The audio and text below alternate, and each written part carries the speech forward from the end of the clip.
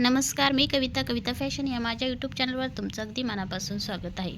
बघा, जेव्हा आपण पायपिंग बनवतो दोन्ही बाजूला गळ्याला मागच्या आणि समोरच्या दोन्ही बाजूने पायपिंग जर बनवली तर काय करायचं, वेगवेगळी पायपिंग बनवायची. मागच्या बाजूची वेगळी आणि समोरच्या बाजूची वेगळी.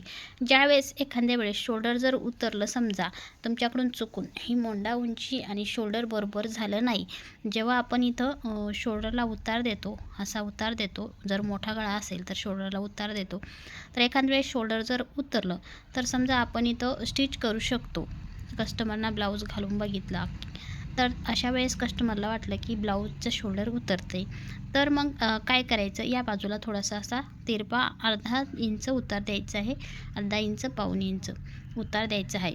यामुळे काय होतं, शोल्डर मॅनेज होऊन जातं शिवल्यानंतर.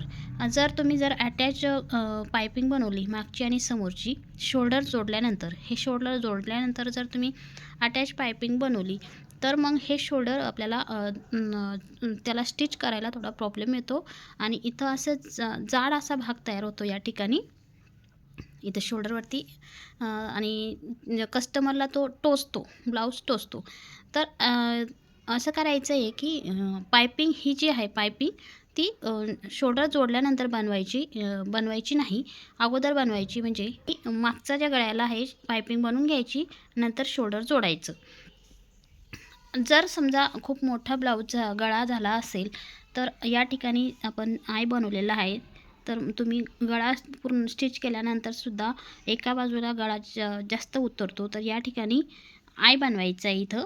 इथं आय बनवायचा आहे, एक दोऱ्याचा आय बनवायचा आणि तुम्ही तो मॅनेज करून घ्यायचा आहे. धन्यवाद.